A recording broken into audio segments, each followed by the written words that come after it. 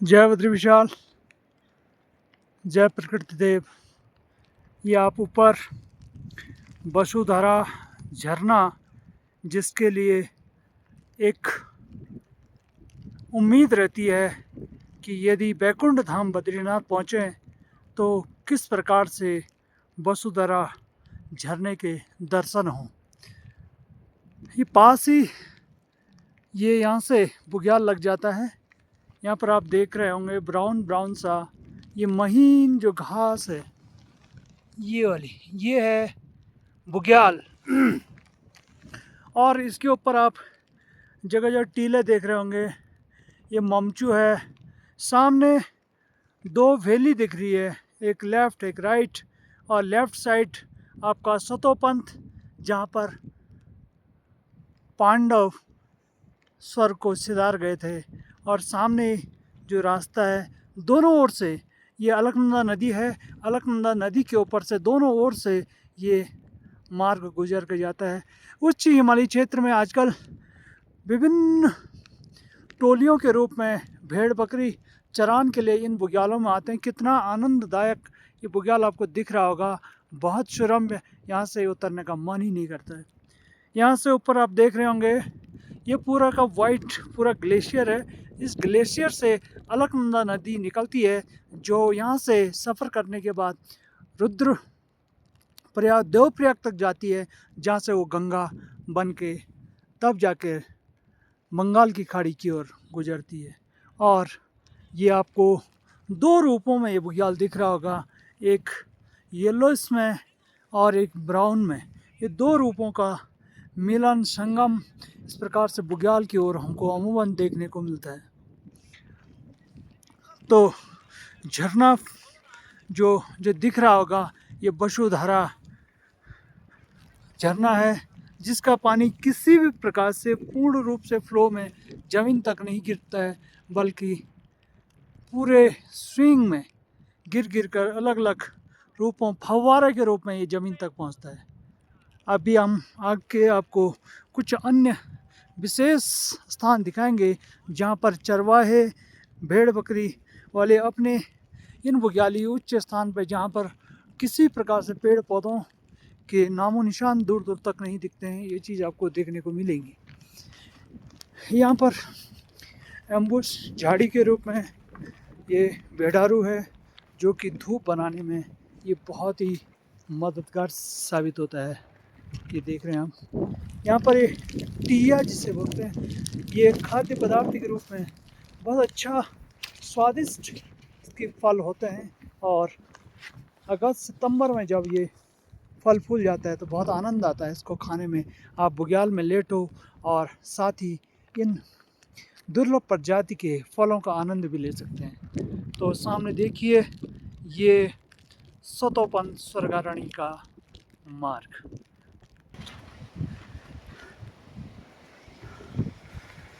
वसुधारा झरने के पास वसुधारा गुफा, जिसे उडियार कहते हैं, और हमारे पूर्वज तीन पीढ़ियों तक भेड़ बकरियों के साथ जब आते थे तो इन्हीं गुफाओं के पास रहते थे।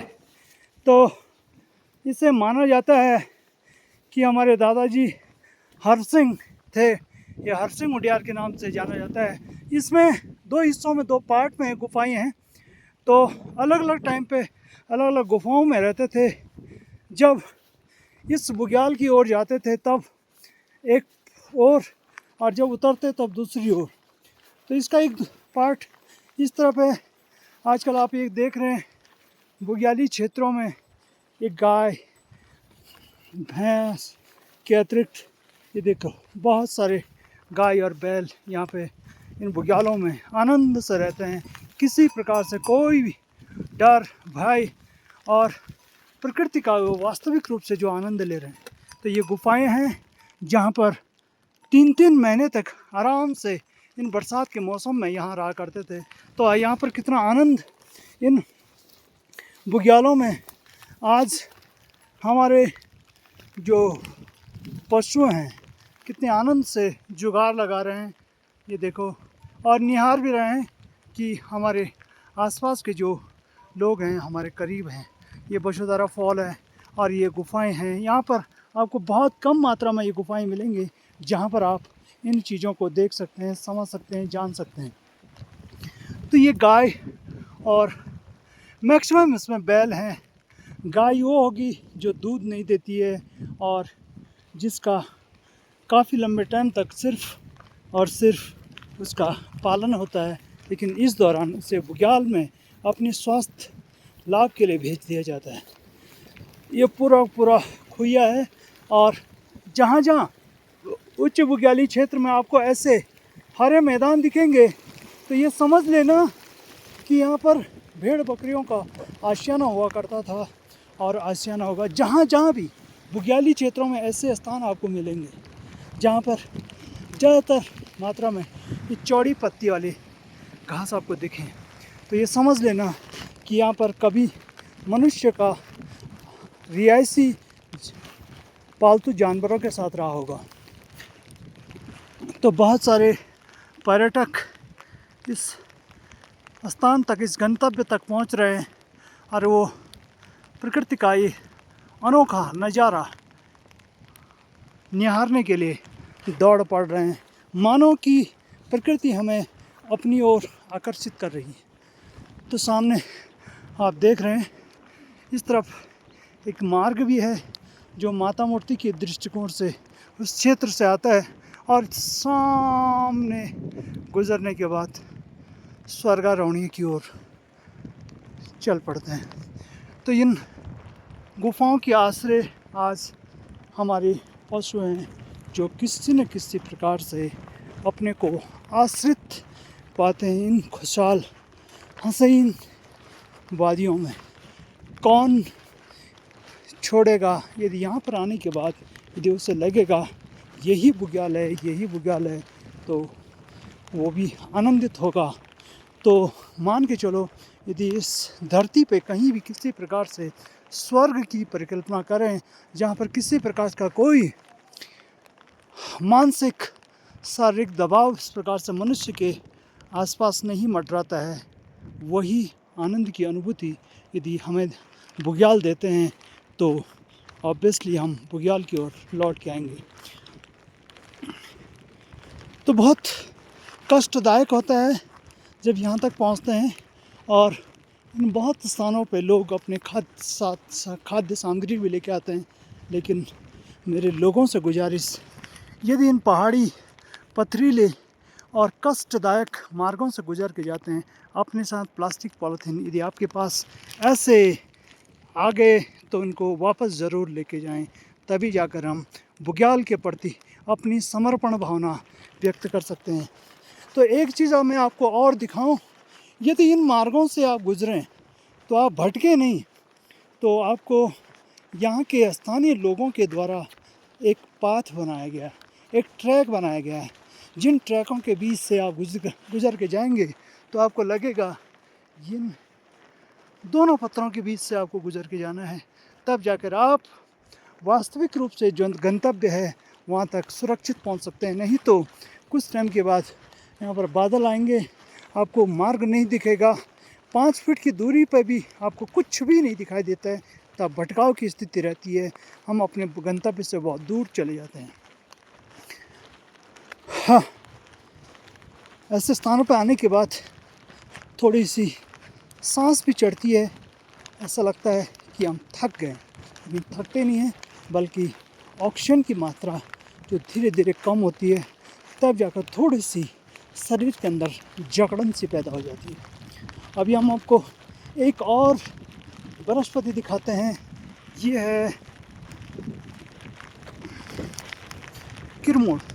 इसकी पत्तियाँ, इसके फल, इसके जड़, इससे बहुत सारे लोग अपने दवाओं के रूप में, बुखार के रूप में, और मान के चलो जो आज का बहुत लोगों के मन में शिकायत रहती है, बहुत लोगों को शुगर की बीमारियां रहती हैं, इन बीमारियों में ये लाभदायक है। तो हमारे साथ बहुत सारे साथी लोग हैं, वो आगे निकल चुके हैं, लेकिन मैं थोड़ा सा पीछे रह गया कि प्रकृति को नज़दीक से कैसे निहारें। यहाँ पर आपको विभिन्न प्रकार के जैविक फूल में मिलेंगे, जिनको खाने के बाद आप अपने को निरोग बना सकते हैं। और ये जो पिंक वाले फूल है, इसको ग्रीन टी में यूज़ करते हैं। खांसी, जुकाम, बुखार में अमूमन ये फ़ायदेमंद है। और ये पूरी की पूरी एक बेडिंग आपको मिलेगी येलो फूलों के बीच में।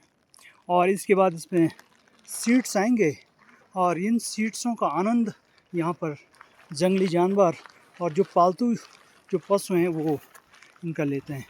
हमारे साथ हमारे कुछ अन्य साथी लोग हैं जो आगे बारिश में भीगते हुए जा रहे हैं, लेकिन मेरे पास रेनकोट है, इसलिए मैं इस प्रकृति का थोड़ा सा ज़्यादा आनंद ले रहा हूँ, आराम से हौले हौले चलते हुए।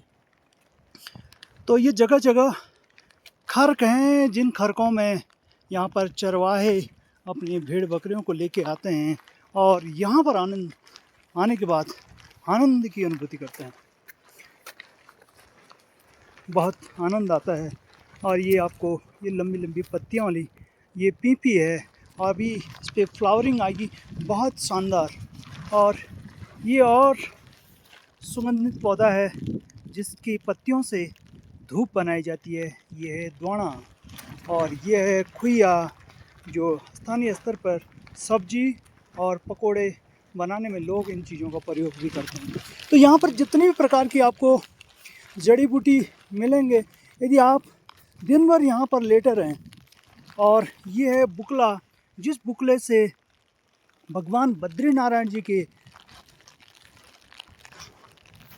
पूजा में या तो तुलसी या बुकला, ये दो ही चीज़ें उनको पसंद है, ये दो चीज़ें उनको अर्पण की जाती हैं।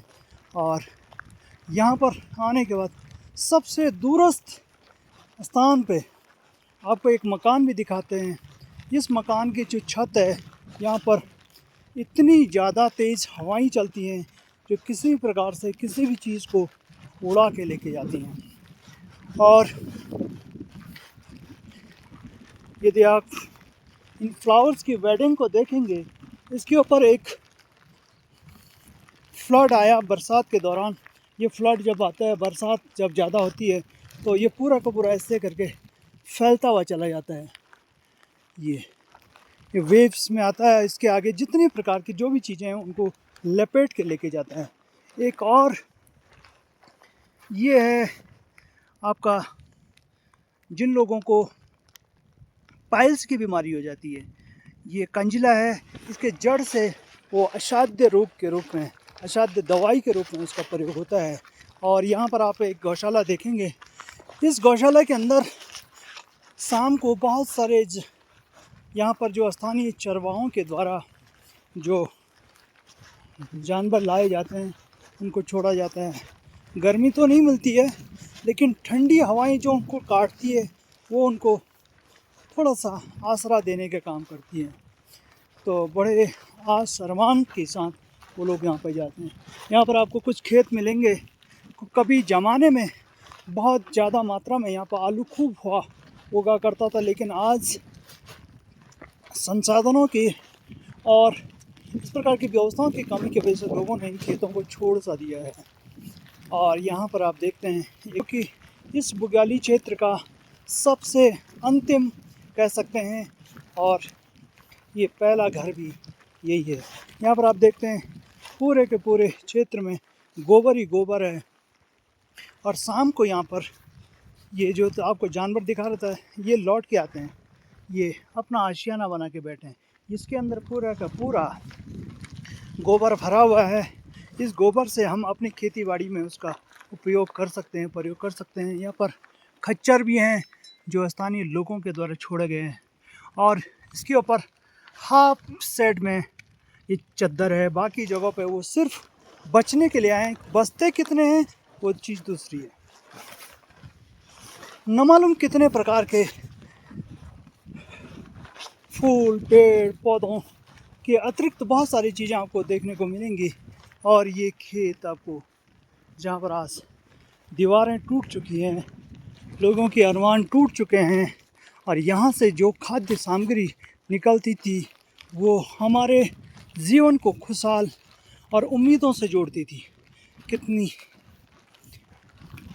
उम्मीद और विश्वास से इन दीवारों को चुना गया होगा, बनाया गया होगा और तब जाके इन खेतों को खोदा गया होगा। आज निर्जन बंजर पड़ी हुई है।